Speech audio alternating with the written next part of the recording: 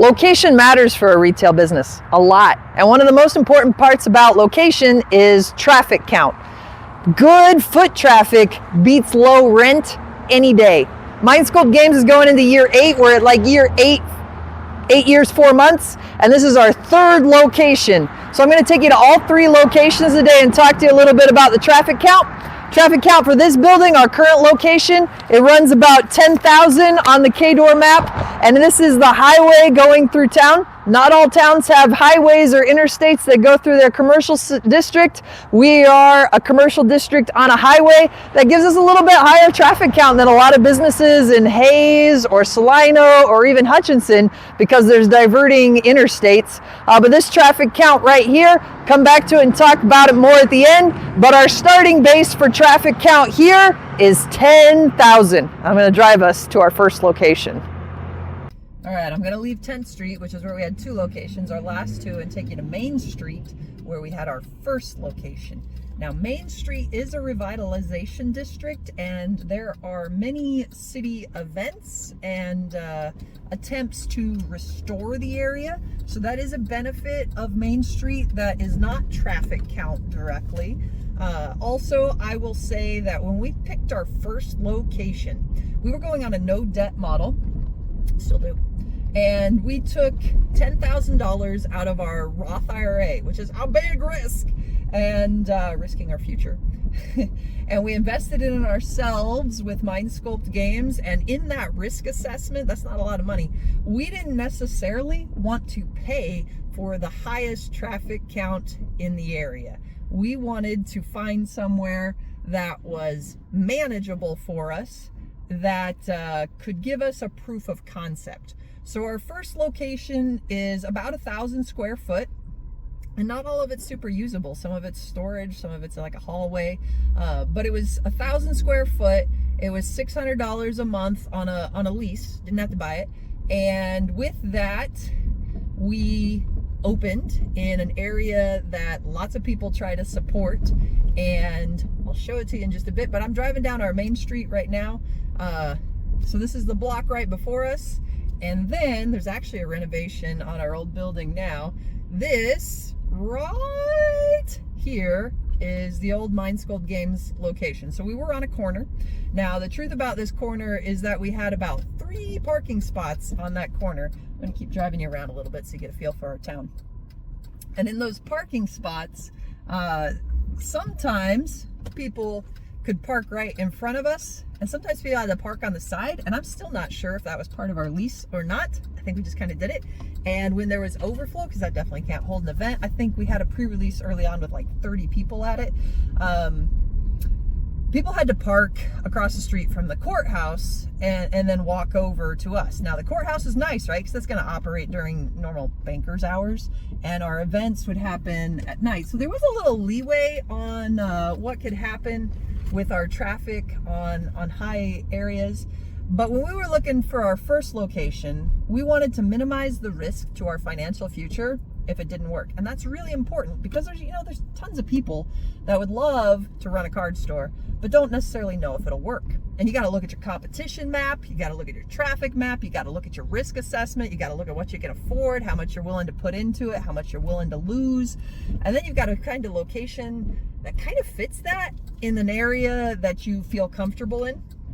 So $600 a month, 1,000 square foot, like $3,000 worth of product that we bought new, and a card collection. That is a shoestring story that we started with, and we survived through it, and we have grown. Now this is a wonderful town. Great Bend that I'm driving you through is a town of about 14,000. When we started, it was about 15. Our football team is reclassifying to 4A next year. But I will tell you, even if our town population trends aren't exactly in our favor right now, it goes up and down, 10th Street, the street I showed you first where we had 2 locations, it is actually growing in traffic because of commercial areas. So I'm going to get out of the car here. I'm going to show you the front of location 1 for Mind Sculpt Games. Our first location was right here. It's actually got the renovation going right now, but when we had it, we had a banner on our windowsill. That's how kind of low budget we were at the point. But Again, we're looking at 1,000 to 2,000 traffic count here, and we don't got an exact traffic count for this corner, and I didn't even know how to find those KDOT maps in my first year of business, but I am 8 years into business, right? So if we take 56 weeks times 40 hours times 8 years and 4 months, I actually have like 18,000 hours of business experience that I didn't have then. That's a lot, but I didn't think about things like how to find that map, or I asked around and nobody could help me find that map. Maybe I didn't know the right resources, but what we did instead was we put an employee at the corner here and counted cars that would pass. We put an employee at 25, 21 tenths, which we would end up renting next. And then our third location we tested was actually the one we bought later, but didn't buy then because it was too expensive at the time. But this 1,000, 2,000 traffic count right here, it came with 3 parking spots in front of us, maybe some more along this edge here, but I'm not super clear who those parking rights belong to for properties, even still today. And then we have the courthouse, which when the courthouse is busy, it's busy, but they close at like 5. So outside of banker's hours, our events, if we had 30 people for a pre-release, they could park in these spots that you see here for the courthouse. But when the courthouse is busy, and this is like 2 o'clock, the courthouse is busy. There are not parking spots right here, so that was a little bit of a problem. I'm sure we lost some customers to available parking, but we also found some customers. This is the highest foot traffic area that we've been through. People don't really walk on 10th, they drive. And there's a lot of downtown stimulation for events or projects like the renovations that try to get people to come to this part of town. All right, we're driving down 10th, and this is actually like the highest traffic count area of our town is west of Walmart. And with that traffic comes some good things and some bad things. But that's actually, I just turned off the highway and turned onto the highway. So what we're gonna see here is traffic that's gonna include a lot of semis, maybe some blow-by traffic, but that traffic doesn't always necessarily translate to visitor traffic. So our first building is coming up here, and our first building is right on the road, so it must be grandfathered in, right? Like the door, I think, is 4 inches off the road, and that makes it kind of hard to walk to, and people didn't use our front door much at all. I think I might have been able to put product in front of the front door or a bookshelf and just use the side door. But one time a semi was driving on this road and its wheel came off right about where that red semi was. And the wheel bounced and hit our window and cracked it in our second location. We had great landlord. Tammy fixed that up for us. But right over here, this gray building that we're coming up on, that had a Mind Sculpt Games metal sign. We invested a little more this time. We had 2,500 square foot. And with that, we tried to build the business bigger, thinking it was fully viable, and I left my full-time job there. So our second location was right here at 2521 10th Street. The traffic map for this will show you a 16,000 on the traffic, and that's really high. That's actually higher than a lot of locations you'd get in Salina or Hutchinson. It's not higher than Wichita. Wichita off the highway, off the interstate, a lot of those locations are gonna be, like 40, 50,000. The biggest spot I found in Wichita, I think, was 116,000. But 15, 16,000 here is going to beat a lot of things. But there's a stoplight right down there that's going to combine another highly traffic area, and it's got a curve to it, and it's a light that you kind of have to wait on. So this building was great for us, and we grew, and I never thought real bad about the traffic or pulling in as a negative until we'd been there a little while and a customer said to me, man, I was going to try to pull in, but that left turn off the highway, it's just so hard to get into that I just drove by. And sometimes, after work, we'd try to get out and turn left to go home, and it took a while. So high traffic is a good thing, but accessibility on the road, I'll talk about with our final location, that also is a very good thing, and it can kind of overcome some of the blow-by traffic that inflates it to the 15, 16,000 to make it more purposeful traffic, to make it more consumer-based traffic for retail. So here, we had about 5 parking spots here, and then that used to be a fence where the gravel is, and that got knocked down, so there's probably more parking here now. And there's parking, with the thrift store next door that we could occasionally use, but it wasn't really ours, and this was a 1-year lease too. We stayed a little longer than a year. And then over here, it looks like there's parking, but at the time that actually belonged to Sears, and that wasn't parking that we were supposed to use. Sometimes it was hard to get our customers not to use it, but this door up here, it's really 4 foot off the sidewalk, so we had very little walk-in traffic there. It did have some people come through it, but most everybody would come through the side door over here. So you'd have to kind of know where to go for Mind Sculpt games. So we lost some of that visibility draw off the road. I'm sure if they, saw it on the road and they wanted to come in, they'd park and figure out where the side door is. But we did have some confused people, and that kind of confusion doesn't build good relationships. So a front door accessibility is probably more important than the highest traffic count. I don't imagine what type of businesses are getting that 113,000 traffic count in Wichita, but I don't run that kind of business. And to think of like the biggest interstate or highway traffic zones you can get, a lot of it's going to be semis, a lot of it's going to be through traffic. If parking's hard for a semi, they don't even count. So traffic is not the be-all end-all. Foot traffic is great. People being able to see and stop at your store is great. There's a big difference between 2,000 on the traffic count to the 10,000 we're at now, but I think we're actually better off leaving this 15, 16,000 square traffic count to go to our new building where it's closer to 10, even if we didn't increase the size, because what we were able to do was increase the accessibility. So I'm driving past Walmart right now, and a lot of people drive to Walmart and then leave town back on the east end.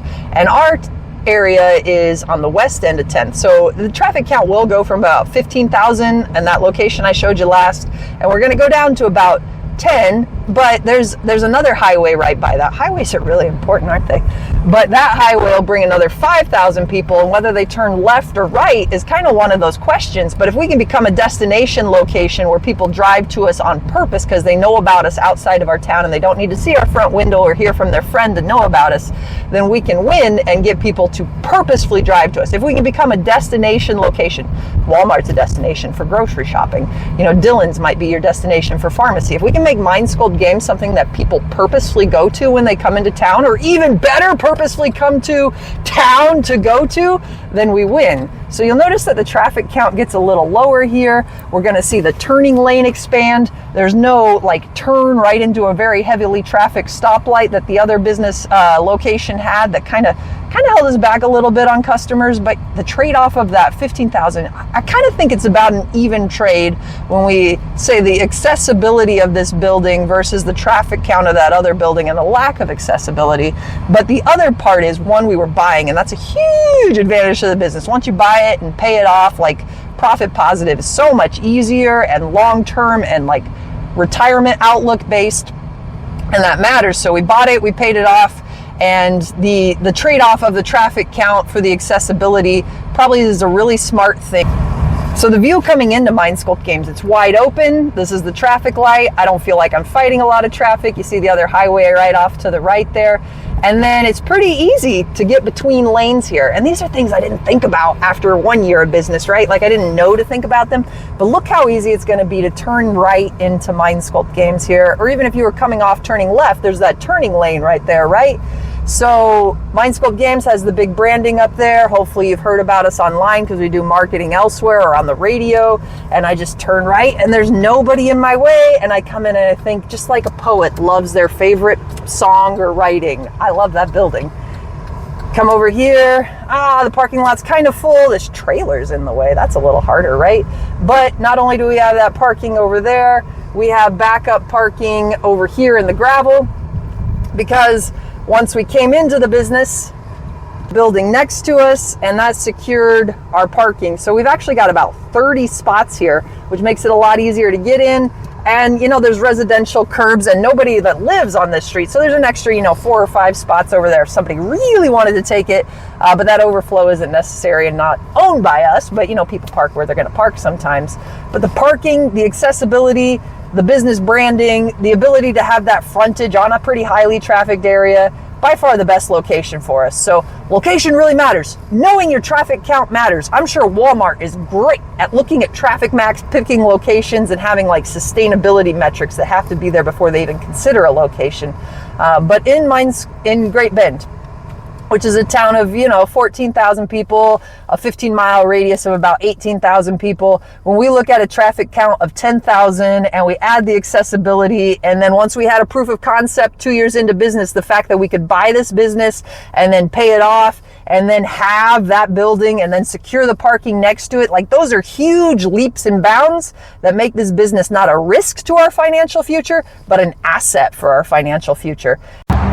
So I don't know crystal ball wise what it means for the real retirement future of having both these commercial lots purchased and paid for in terms of retirement, but picking locations that have good traffic, being able to rent when you want low risk, being able to purchase once you think you have a proof of concept, maybe even purchasing for more security in the parking lot. It seems that a business can lead you into those retirement goals if your locations are well done and you think carefully about lease or purchase and what that future power might mean.